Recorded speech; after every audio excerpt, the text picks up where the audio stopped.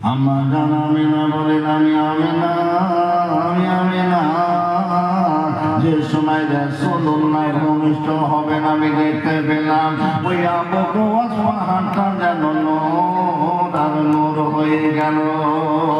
আম্মা জান আমিনা বলেন রাসূলুল্লাহ ভূমিষ্ঠ হলেন ওই রাসূলুল্লাহ সিজদায় রত চিনি আমার নবী কোরআন দান করে না আমি আমিনা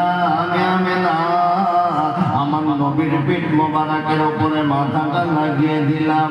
আমার নবীর জবান মোবারক দিয়ে আমি আমিনা শুনতে পেলাম লা ইলাহা ইল্লাল্লাহ আনা ইন্নী রাসূলুল্লাহ লা ইলাহা ইল্লাল্লাহ আল্লাহ ছাড়া কোনো প্রভু নাই আনা ইন্নী রাসূলুল্লাহ আমি হলাম আল্লাহর প্রেরিত রাসূল। জোরে বলুন সুবহানাল্লাহ। জানা মেনা বলে আমার নবী তখনো পর্যন্ত ক্রন্দন করে নাই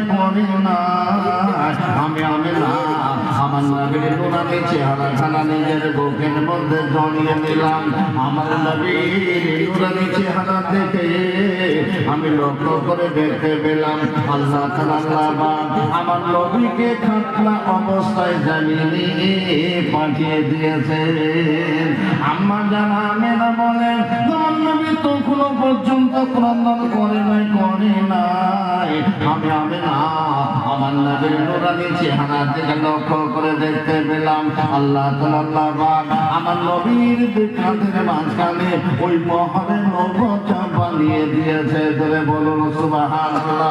আম্মা জানা মেনা বলেন আমার নবী তখনো পর্যন্ত ক্রন্দন করে নাই আমি আমিনা আমার নবীর নুরানি চেহারার দিকে লক্ষ্য করে দেখতে পেলাম আমার নবীর জবান নড়ে আমি আমিনা আমার নবীর বুক মোবারকের উপরে মাথাটা লাগিয়ে দিলাম। আমার নবীর জবান থেকে শুনতে পেলাম রব্বি হাবলি আম্মাতি আল্লাহ তাআলা একটা বার আমাকে জানিয়ে দিন আমার গুনাহগার উম্মতের কি হবে। জোরে বলবেন না, আরো জোরে হবে না। যে নবী ভূমিষ্ঠ হওয়ার সঙ্গে সঙ্গে বললেন আমার উম্মতের কি হবে, সেই নবীকে সবাই ভালোবাসে। কে কে বাসেন একটু হাত তুলে বলেন তো দেখি নারায়ে তাকবীর, নারায়ে তাকবীর, নারায়ে তাকবীর, সুবহানাল্লাহ। আচ্ছা আপনারা বেশি ভালোবেসেছেন না সাহাবীরা বেসেছে না আমার আল্লাহ আমার নবীকে ভালোবেসেছিলেন? বিসমিল্লাহির রহমানির রহিম ওয়া খালাকাতুল জিন্না ওয়াল ইনসা ইল্লা লিয়াবুদুন। আল্লাহ বলেন জিন আর ইনসানকে সৃষ্টি করেছি ইবাদত করার জন্য। এই জিন এবং ইনসান সৃষ্টির পূর্বে আল্লাহ পাক কাদের বানিয়েছিলেন? একটু কথা বলেন। জিন ইনসান সৃষ্টির পূর্বে আল্লাহ পাক ফেরেশতাদের বানিয়েছিলেন। ফেরেশতারা ইবাদত করে না? ফেরেশতাদের সরদারকে জিবরাইল আলাইহিস সালাম। এই জিবরাইল আলাইহিস সালাম ইবাদতে রত সিজদাতে রত কতদিন? 1000 বছর। দুনিয়ার 70,000 বছর আর ওই 1000 বছরের একটা দিন আল্লাহ বললেন জিবরাইল সিজদা থেকে মাথা তোলো, ইবাদত থেকে ক্ষান্ত হও। জিবরাইল সালাম সিজদা থেকে মাথা তুলে ইবাদত থেকে ক্ষান্ত হয়ে বড় অহংকারে সুরে বলছে আল্লাহ আমি জিবরাইল 1000 বছর ইবাদত করেছি, আমার মতো সম্মান ইজ্জত মর্যাদা ইবাদত করা হবে নাকি? আল্লাহ বলছেন জিবরাইল একবার আমার আরশ আজিমের দিকে তাকাও। জিবরাইল সালাম আল্লাহর আরশ আজিমের দিকে তাকিয়ে দেখছেন আল্লাহর আরশ আজিমের গায়ে লেখা আছে লা ইলাহা ইল্লাল্লাহ মুহাম্মাদুর রাসূলুল্লাহ। জোরে হবে, আরো জোরে হবে না? জিবরাইল বললেন আল্লাহ ওই মুহাম্মদকে আমি চিনি না, ওই মুহাম্মদকে আমি জানি না, ওই মুহাম্মদকে আমাকে বলেন না। আমার আল্লাহ বলে জিবরাইল ওই মুহাম্মদকে আমি আল্লাহ যদি না বানাতাম, আমি আল্লাহ আমার আসমান বানাতাম না, আমি আল্লাহ আমার জমিন বানাতাম না। শুধু তাই নয় রে জিবরাইল, ওই মুহাম্মদকে আমি আল্লাহ যদি না বানাতাম, আমি আল্লাহ আমার আরশ আজিম বানাতাম না। শুধু তাই নয় রে জিবরাইল, ওই মুহাম্মদকে আমি আল্লাহ যদি না বানাতাম, আমি আল্লাহ জিবরাইলকেও বানাতাম না। হযরত সাথে জিবরাইল আলাইহিস সালাম ঠাক করে কাঁদতে শুরু করে দিলেন। আমার আল্লাহ বলে, জিবরাইল কত বছর ইবাদত করেছো? আল্লাহ, আমি 1000 বছর ইবাদত করেছি। আমার আল্লাহ তাআলা আল্লাহ ডাক দিয়ে বলেন, ওরে জিবরাইল, তোমার 1000 বছরের ইবাদত আমি আল্লাহ এক পাল্লায় রেখে দেব। আমার পেয়ারা নামে নূর নবে মুহাম্মদুর রাসূলুল্লাহ সাল্লাল্লাহু আলাইহি ওয়াসাল্লামের একটা মিনিটের ইবাদত অপর পাল্লায় রেখে দেব। তোমার 1000 বছরের ইবাদতের পাল্লাটা হালকা হয়ে যাবে। আমার মুহাম্মদের একটা মিনিটের ইবাদতের পাল্লাটি ভারী হয়ে যাবে। জিবরাইল ঠক করে কাঁদছেন। আল্লাহ বলছেন, জিবরাইল, এ তো আমার পেয়ারা নবী মুহাম্মাদের কথা শুনেছো। মুহাম্মাদের উম্মতদের কত বড় দরজা দিয়েছি তুমি জানো নি? একবার জোরে হবে, আরো জোরে বলবেন না? আমরা কোন নবীর উম্মত? আমার নবীর ইজ্জত কে দিয়েছে? মিশরের নীল নদ আছে না নেই? এই নীল নদের পানি প্রতি বছর শুকিয়ে যায় আর চাষাবাদ বন্ধ হয়ে যায়। প্রচলন আছে, একটা কুমারী নারীকে সুসজ্জিত করে নীল নদের মাঝখানে বলি না দিলে পানি প্রবাহিত হয় না। কিন্তু মিশরের যিনি প্রেসিডেন্ট হলেন তিনি হলেন মুসলমান, নাম হলো ওমর ইবনুল আস রাদিয়াল্লাহু তাআলা আনহু। তিনি বললেন, আল্লাহ রাসূল বলে নাই আমার পক্ষে সম্ভব নয়, আমি বলে দিতে পারবো না। সেই সময় খলিফা ছিলেন ওমর ইবনুল খাত্তাব রাদিয়াল্লাহু তাআলা আনহু। মিশরের প্রেসিডেন্টকে চিঠি লিখলেন, আমিরুল মুমিনিন খলিফাতুল মুসলিমিন ওমর, আমি বর্তমান মিশরের প্রেসিডেন্ট। নীল নদের পানি শুকিয়ে গেছে, চাষাবাদ বন্ধ হয়ে গেছে। প্রচলন আছে একটা কুমারী নারীকে সুসজ্জিত করে নীল নদের মাঝখানে বলি না দিলে পানি প্রবাহিত হয় না। আল্লাহ রাসূল বলেনি আমার পক্ষে সম্ভব নয়, আপনি আমাকে নির্দেশ দিন আমি কি করতে পারি। পত্রবাহক চিঠিখানা খলিফা ওমরের হাতে উঠিয়ে দিলেন। খলিফা ওমর চিঠিখানা পড়লেন, একটা চিঠি লিখলেন। একবার জোরে বলবেন, আর কি জোরে হবে? হযরত ওমর রাজি বললেন, নীল নদ, ওরে নীল নদ, ওরে নীল নদ, ওরে নীল নদ, সাবধান হয়ে যা, সাবধান হয়ে যা। তুই যদি তোর ইচ্ছায় প্রবাহিত হোস, তোর পানির আমাদের কোনো প্রয়োজন নাই। তুই যদি আল্লাহর হুকুমে প্রবাহিত হোস, মুহাম্মদ নামের ওসিলায় তুই প্রবাহিত হইবি। কিন্তু ওমর ইবনুল খাত্তাব রাদিয়াল্লাহু তাআলা আনহু জোরে বলুন সুবহানাল্লাহ। অত্রবাহকে বলে দিলে, আজ থেকে বলে দাও অফিসে, বলির পরিবর্তে চিঠিখানা মুহাম্মদ নামের রাসূলের নীল নদের মাঝখানে দাফন করে দেবেন। আমি ওমর ইবনুল খাত্তাব বলছি, ইনশাআল্লাহ তাআলা পানি প্রবাহিত হইবে। জোরে বলুন না সুবহানাল্লাহ। পত্রবাহক চিঠিখানা নিয়ে মিশরের প্রেসিডেন্ট হাতে উঠিয়ে দিলেন। মিশরের প্রেসিডেন্ট চিঠিখানা পড়ে ক্যাবিনেট মন্ত্রীদের ডাক দিয়ে বললেন, আজ থেকে বলি দেওয়া নিষেধ। বলির পরিবর্তে চিঠিখানা খলিফা ওমর ইবনুল খাত্তাব বলেছেন নীল নদের মাঝখানে মুহাম্মদ নামের রাসূলের দাফন করে দিতে। হাজার হাজার মানুষ দাঁড়িয়ে বললেন, এটা সম্ভব নয়, কেননা প্রতি বছর কুমারী নারীকে সুসজ্জিত করে বলি না দিলে পানি প্রবাহিত হয় না। একটা সামান্য কাগজকে দাফন করে দিলে পানি প্রবাহিত হবে, আমরা বিশ্বাস করি না। কিন্তু খলিফা ওমর ইবনুল আস বললেন, খলিফা ওমর ইবনুল খাত্তাব যে নির্দেশ দিয়েছেন, ওই নির্দেশ মতো চিঠিখানা আমি দাফন করে দেব। মিশরের প্রেসিডেন্ট চিঠিখানা নিয়ে টুক টুক টুক টুক করে নীল নদের মাঝখানে যে দাঁড়িয়ে গেলেন। ওরে নীল নদ, ওরে নীল নদ, ওরে নীল নদ, সাবধান হয়ে যা, সাবধান হয়ে যা। তুই যদি তোর ইচ্ছায় প্রবাহিত হোস, তোর পানির আমাদের কোনো প্রয়োজন নাই। তুই যদি আল্লাহর হুকুমে প্রবাহিত হোস, মুহাম্মদ নামের ওসিলায় প্রবাহিত হইবি। টুক টুক করে দাফন করে দেওয়া হলো। টুক টুক করে বাবা হাজারকে হাজার মানুষ নীল নদের পাড়ে এসে দাঁড়িয়ে গেলেন। সকলের দৃষ্টি হলো নীল নদের মাঝখানে। কিছু সময়ের মধ্যে দেখা গেল মুহাম্মদুর রাসূলুল্লাহ সাল্লাল্লাহু আলাইহি ওয়াসাল্লামের নামের ওসিলায় দুরন্ত গতিতে পানি প্রবাহিত হওয়া শুরু হয়ে গেছে। এত দুরন্ত গতিতে পানি প্রবাহিত হওয়া শুরু হয়ে গেল। অন্যান্য বছরের তুলনায় কুয়াশা চলতে পরে দাঁড়িয়ে গেল। আমিরুল মুমিনিন খলিফাতুল মুসলিমিন ওমর ইবনুল খাত্তাব রাদিয়াল্লাহু তাআলা চিঠিখানা আমার নবীর নামের ওসিলায় দাফন করার পর থেকে আজ পর্যন্ত কোনো দিনের জন্য ওই নীল নদের পানি আর শুকায় না। কত বছরে মালাত করেছো? আল্লাহ 1000 বছরে মালাত করেছে। আমার আল্লাহ বলে বলে জিবরাইল তোমার 1000 বছরের ইবাদত আমি আল্লাহ পাল্লায় রেখে দেব। আমার পেয়ারা নবী নূর নবী মুহাম্মদুর রাসূলুল্লাহ সাল্লাল্লাহু আলাইহি ওয়াসাল্লামের উম্মতের জন্য আমি আল্লাহ বছরে একটা রাত দিয়েছি, যে রাতটার নাম হলো লাইলাতুল কদরের রাত। ওই একটা রাতের ইবাদত অপর পাল্লায় রেখে দেব।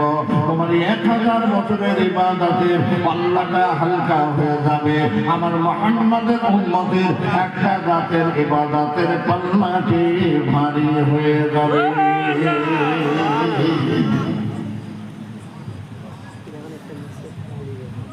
সেই নবীকে সবাই ভালোবাসে। আর একবার বলেন জি জি।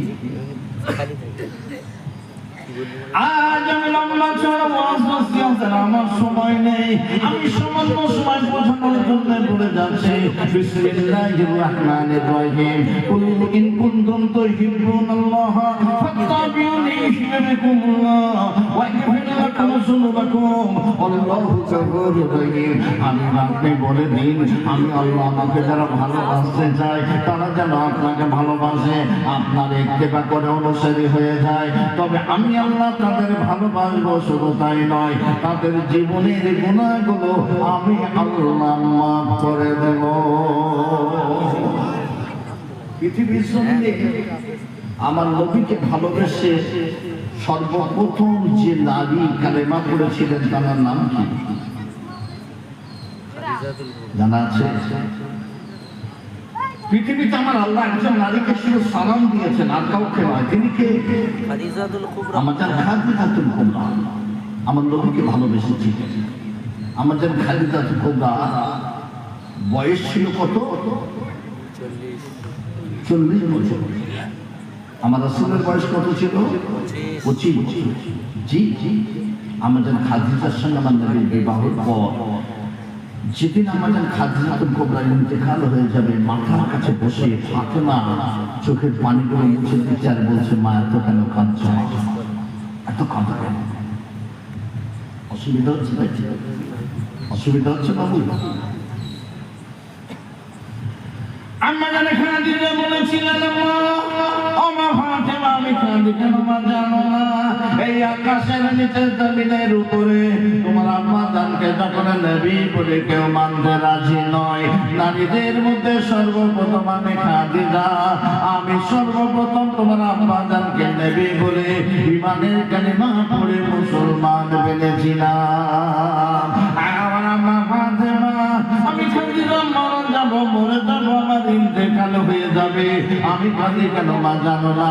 ওই এতিম নবী যখন টোটো করে মরুভূমির বালুকণায় চলতেন, আমি খাদিজা দেখেছি এতিম নবীর মাথার উপরে একটা কালো মেঘ ছায়া করে যেতে।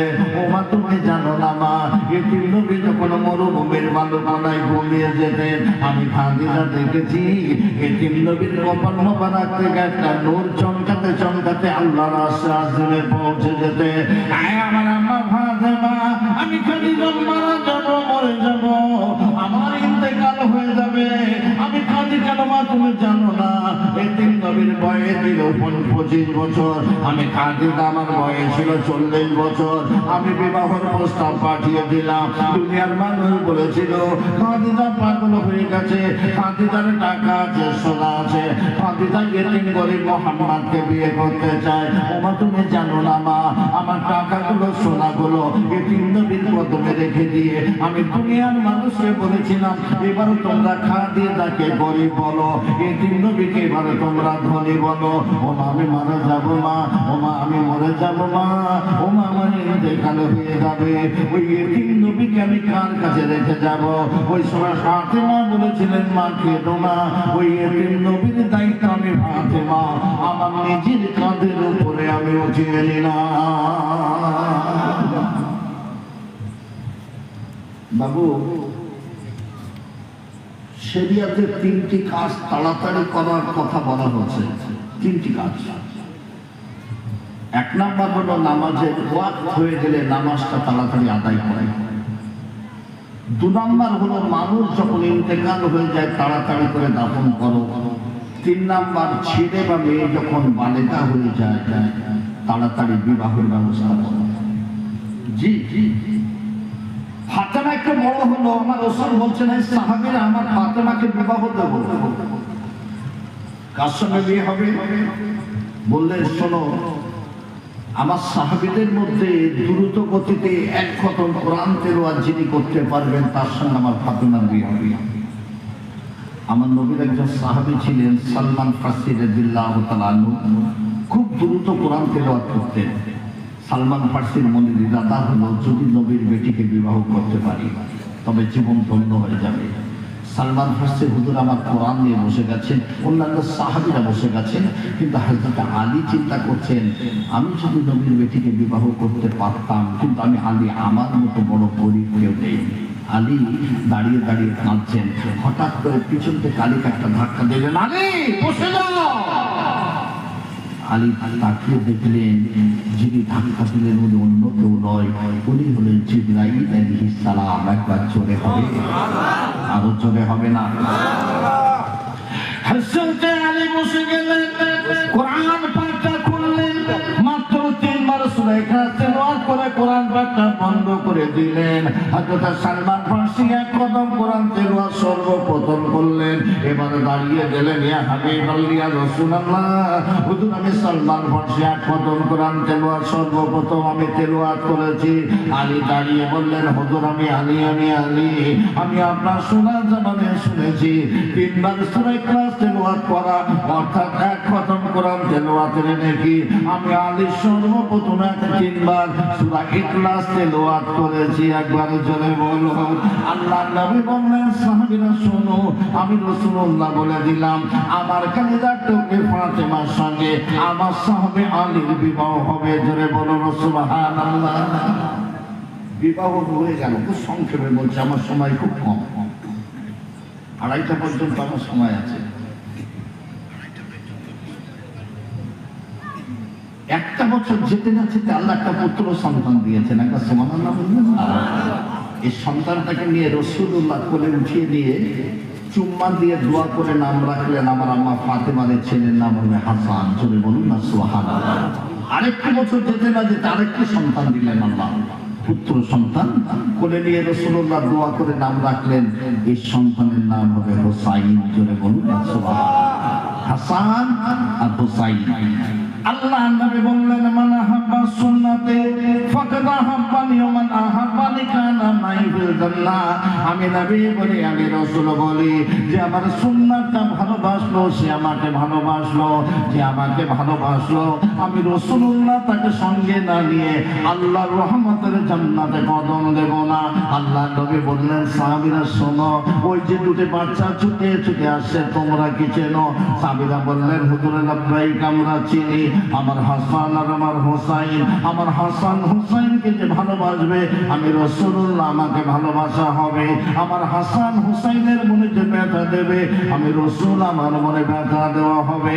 ছোট্ট হাসান হুসাইন ছুটে ছুটে চলে এলেন, ও নানা যান নানা যান নানা যান নানা যান, আজ 3 দিন অনাহারে আছি, আমার আব্বা জান ঘরে নাই, আমাদের কিছু খেতে দিন। রাসূলুল্লাহ নিজের হজরাতে চলে গেলেন। আল্লাহর নবীর ঘরে একটা কোরমা খেজুর ছাড়া কিছু নাই। রাসূলুল্লাহ 2টো টুকরা করলেন, একটা হাসানের গালে দিলেন, একটা হুসাইনের গালে দিলেন। রাসূলুল্লাহকে ডাক দিয়ে বললেন, নানা যান কি সুন্দর ঘোড়া দেখুন, একটা ঘোড়া কিনে দিতে হবে। এই রাসূলুল্লাহ গরিব ছিলেন না ধনী ছিলেন? কথা বলেন না কেন? সেই রাসূলের উম্মতেরা ধনী হতে চাইছে না? চাইছে না? একটু কথা বলেন না, চাইছে না? আখিরি জামানাতে জেনে রেখে দিও, গ্রামের মূর্খ মানুষরা সমাজের নেতৃত্ব দেবে। এদের সুদের টাকা ঘুষের টাকা চিকেন টাকা লোক কোটি কোটি টাকার মালিক হবে, এরা মসজিদ কমিটির সেক্রেটারি হবে। ইমাম সাহেব যখন সুদ ঘুষের বিরুদ্ধে বলবে, এই মানুষটা মসজিদ কমিটির সেক্রেটারি ইস্তফা দেবে, মসজিদের পাশে নতুন জায়গা করে মসজিদ বানাবে। ও মসজিদটা হবে জেনার মসজিদ, ওই মসজিদে এক ওয়াক্ত নামাজ কবুল হবে না। আখিরি জামানাতে জেনে রেখে দিও, গ্রামের মোড়ে মোড়ে দোকান বাজার বসবে, ওই বাজারে দোকানদার থাকবে না, নারীরা নগ্ন হানাতে ক্রয় বিক্রয় করবে। জেনে রেখে দিও, খরিদ্দার আকর্ষণ করার জন্য গান বাজনা টেলিভিশন লাগানো হবে। এটা হলো কিয়ামতের আলামত। আল্লাহর গজবগুলো জমিনে ঝরঝর করে ধাবিত হবে। আখিরে জামানাতে মুসলমান ঘরের নারীরা নগ্ন হয়ে যাবে, এদের স্বামী থাকতে পরকিয়া করে বাবা যারো সন্তানের জন্ম দেবে, ধীরে ধীরে যারো সন্তানের সংখ্যা বেড়ে যাবে। আল্লাহর গজবগুলো জমিনে ঝরঝর করে ধাবিত হবে। আখিরে জামানাতে মুসলমান যুবকরাতে মদের বোতল উঠবে, আল্লাহর গজবগুলো ঝরঝর করে জমিনে ধাবিত হবে। আখিরে জামানাতে জেনে রেখে দিও, নারীরা পুরুষের পোশাক ধারণ করবে, এটা হলো কিয়ামতের আলামত। আল্লাহর গজবগুলো জমিনে ঝরঝর করে ধাবিত হবে। জেনে রেখে দিও, আখিরে জামানাতে মুসলমানের ঘরে ঘরে সুদ ছড়িয়ে পড়বে, আল্লাহর গজবগুলো জমিনে ঝরঝর করে ধাবিত হবে। রাগ করছেন নাকি? রাগ করছেন না তো? সারাটা জীবন নবী নবী নবী নবী করে গেলেন। আমার আল্লাহ বললেন বিসমিল্লাহির রহমানির রহিম, ওয়া মিন দাব্বাতিন ফিল আরদি ইল্লা আলাল্লাহি রিজকুহা। আমি আল্লাহ তামাম জমিনে তামাম জীবের রিজিক। আমার রাসূলের কাছে একজন সাহাবী এসে বললেন, হুজুর আজ 3 দিন অনাহারে আছি, বিবির সঙ্গে ঝগড়া। রাসূল বললেন, সাহাবী ওই সাদা পাথরটা উঠিয়ে নিয়ে এসো। একটা সাদা পাথর আমার নবীর কাছে উঠিয়ে নিলেন। আমার নবী মাত্র 3 বার সূরা ইখলাস তিলাওয়াত করে ওই পাথরের উপরে ফুঁক দিলেন, পাথরটা সঙ্গে সঙ্গে সোনার হয়ে গেল। একবার জোরে বলবেন না? আমার নবী একদিন 2 দিন 3 দিন করে অনাহারে থাকতেন না? থাকতেন না? একটু কথা বলেন না কেন? খেতে দেওয়ার মালিক কে? আজকের মুসলমানেরা লাইফ ইন্স্যুরেন্স ফিউচারিটি এলআইসি মহিলা সমিতি বন্ধন করে এরা সুদ গ্রহণ করছে। কিঞ্চিত পরিমাণ সুদের সঙ্গে 36 বার জেনা করলে যে গুনাহ তার থেকে বেশি গুনাহ তারা তাদের মায়ের সঙ্গে জেনা করছে। আমার রাসূলুল্লাহ জিহাদের ময়দানে গেলেন, ওই জিহাদটা ছিল বাবা খন্দকের জিহাদ। 3000 সাহাবী খন্দকের খাল কাটছে। হঠাৎ করে হাদিসটা বর্ণনা করেছেন আমার রাসূলের সাহাবী জাবের বিন আব্দুল্লাহ ছুটে এলেন, নবী গো খালের মাঝখানে বিশাল একটা পাথর পড়ে গেছে, হুজুর আমরা ভাঙতে পারি না, সরাতে পারি না।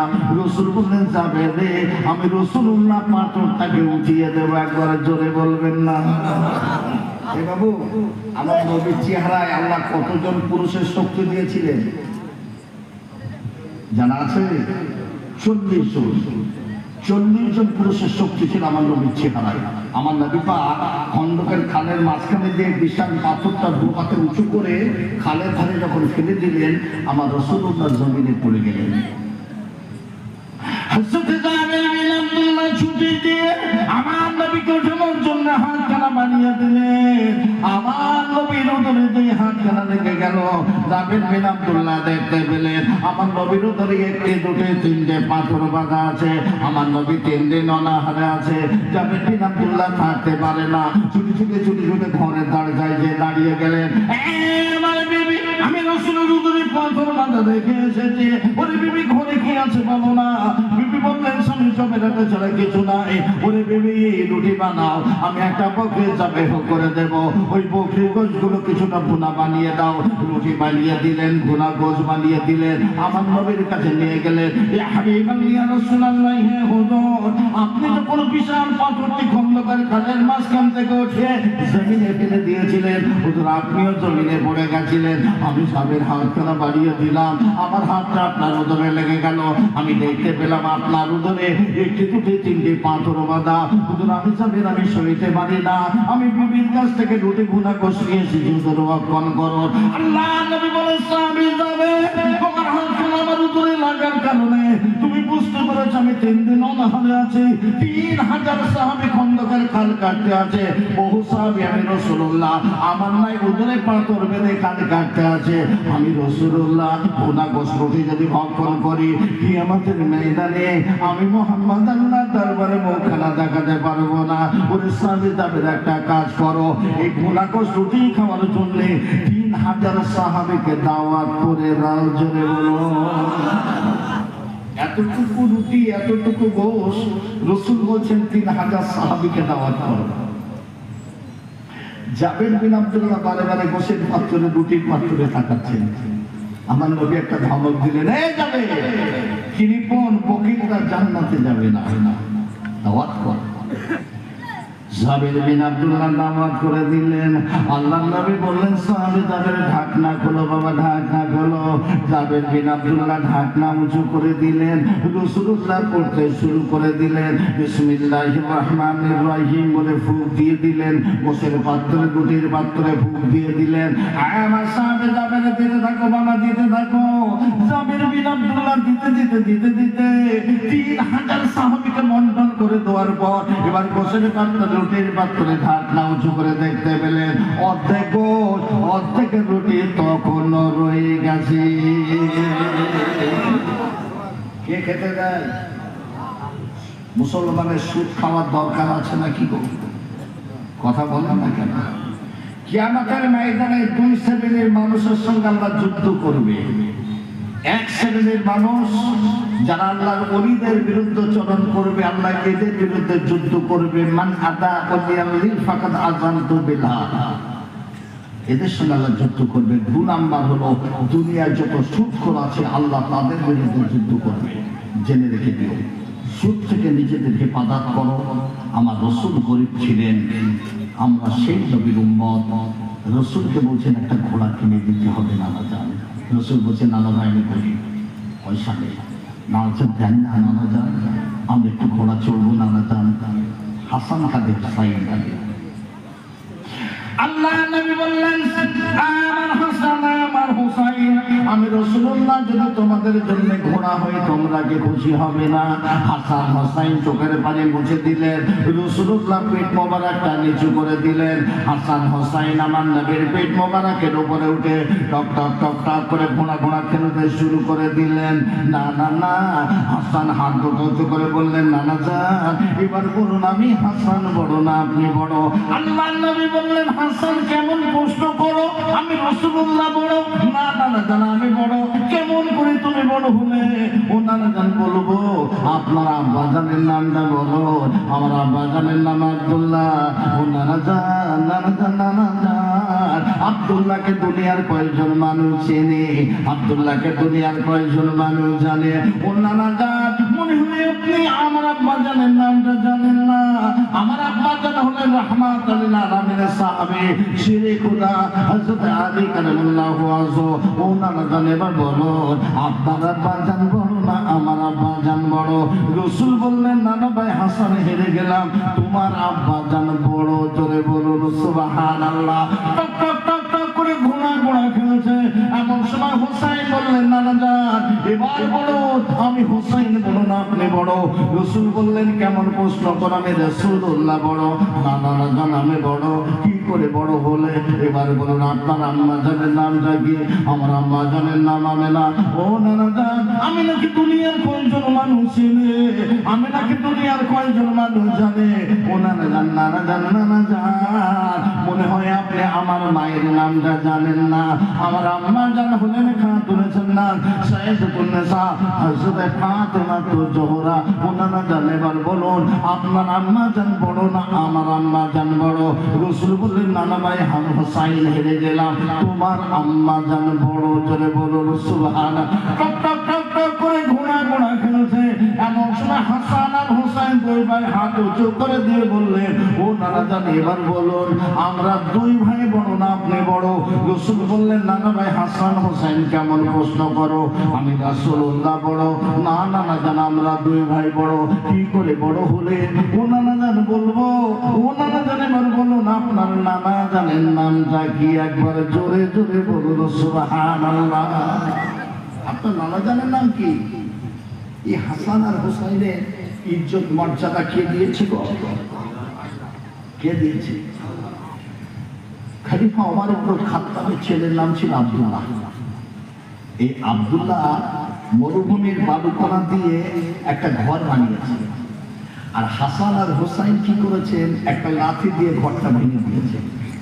যেই ভেঙে দিয়েছেন, এ তো ওমরের ছেলে, অন্য কারণ নয়। যে রাস্তা দিয়ে খলিফা ওমর ইবনে খাত্তাব চলতেন, সেই রাস্তায় ইবলিস চলতো না। যেটা বলুন সুবহানাল্লাহ।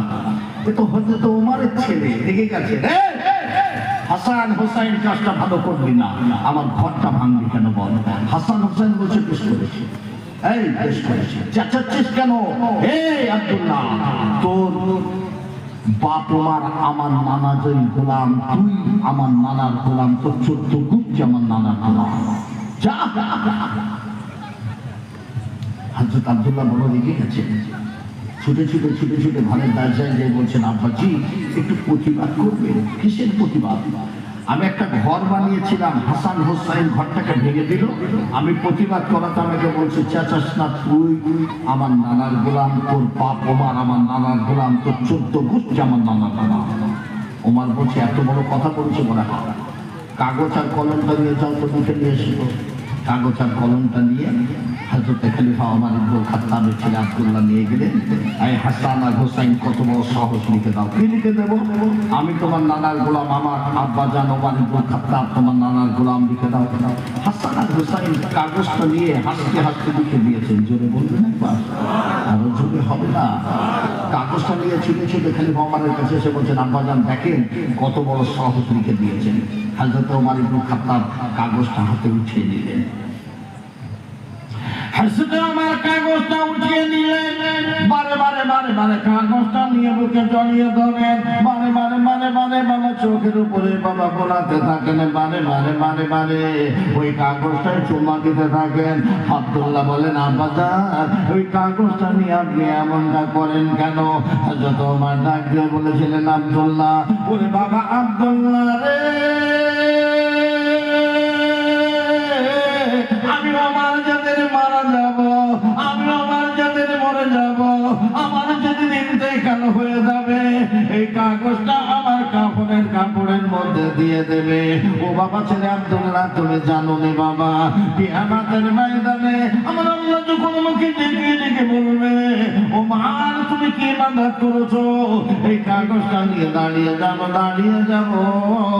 আল্লাহ, আমি ওমর আমার কোনো ইবাদত নাই, ওই হাসান হোসাইন লিখে দিয়েছে আমি আমার ছেলে আব্দুল্লাহ রাসূলুল্লাহর গোলাম, আমি ওমর ইবনে খাত্তাব রাসূলুল্লাহর গোলাম। এই কাগজটার ওসিলা করে আল্লাহ পাক তোমাকে আমাকে নাজাত দিয়ে আল্লাহর রহমতের জান্নাতে দাখিল করে দেবে। ও নানা জান, এবার বলুন আপনার নানা জানের নামটা কি? রাসূল বললেন, নানা ভাই আমার নানা জানের নাম কি তুমি জানো নি? আব্দুল্লাহ জোহরি। নানা জান, আব্দুল্লাহ জোহরিকে দুনিয়ার কয়েকজন মানুষ চেনে? আব্দুল্লাহ জোহরিকে দুনিয়ার কয়েকজন মানুষ জানে? ও নানা জান, মনে হয় আপনি আমার নানা জানের নামটা জানেন না। ও নানা জান শুনুন, আমার নানা জান হলেন রাহমাতুল লিল আলামিন, আমার নানা জান হলেন ইমামুল মুরসালিন, আমার নানা জান হলেন শাফিউল মুজনবিন, আমার নানা জান জনাবে হযরত নবী মুহাম্মদুর রাসূলুল্লাহ সাল্লাল্লাহু আলাইহি ওয়াসাল্লাম। এবার বলেন আপনার নানা জান বড় না আমার নানা জান বড়? রাসূল বললেন, নানা ভাই হেরে গেলাম, তোমার নানা জান বড়। জোরে বলুন সুবহান। টাটা করে ঘোড়া খেলছে। হাসান বললেন, নানা জান ঘোড়া কি করে ডাকে তো ডাকুন। রাসূল সঙ্গে সঙ্গে হি করে ডাক দিলেন। হাসানের আনন্দ দেখে হোসাইন বললেন, নানা জান আর একটা বার ঘোড়ার ডাক দিন না। রাসূলুল্লাহ হি করে ডাক দিলেন। হোসাইনের আনন্দ দেখে ওই সময় হাসান আর হোসাইন দুইজনে বাবা না হাসান আর হোসাইন আনন্দে আত্মহারা। হাসান বলে, নানা জান আর একটা বার ঘোড়ার ডাক দিন না। রাসূলুল্লাহ উম্মতের কথা চিন্তা করে তৃতীয়বার ঘোড়ার ডাক দিলেন না।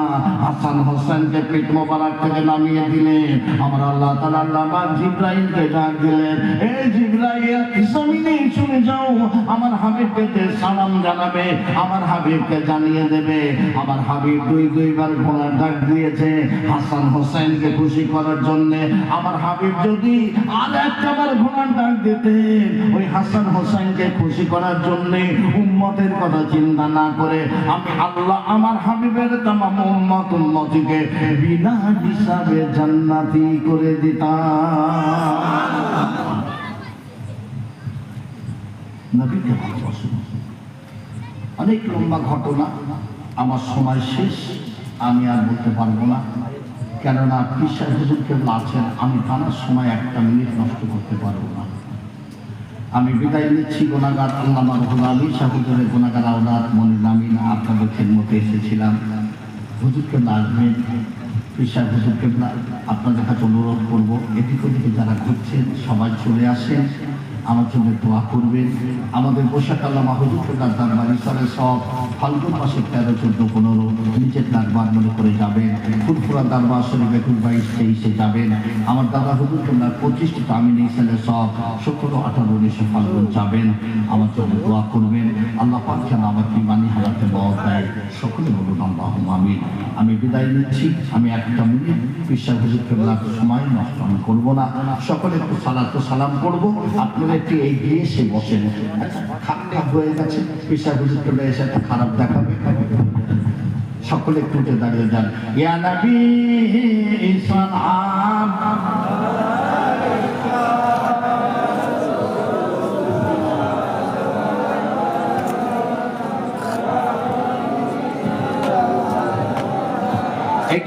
এগিয়ে আসে একটু তকবীর দেন। নারায়ে তাকবীর, নারায়ে তাকবীর। আওলাদে মুজাদ্দিদে জামান, আওলাদে মুজাদ্দিদে জামান, সম্মানীয় পীর সাহেব হুজুর কেবলা, সম্মানীয় পীর সাহেব হুজুর কেবলা, সম্মানীয় পীর সাহেব হুজুর কেবলা, আওলাদে মুজাদ্দিদে জামান, শ্রোতা মণ্ডলী, সম্মানীয় জলসা কমিটির সকল সদস্য, সম্মানীয় আমার হিন্দু মহোদয় ভাইয়েরা, সম্মানীয় প্রশাসন সকল ভাইয়েরা, নারায়ে তাকবীর, নারায়ে তাকবীর। ইয়া নবী সালাম,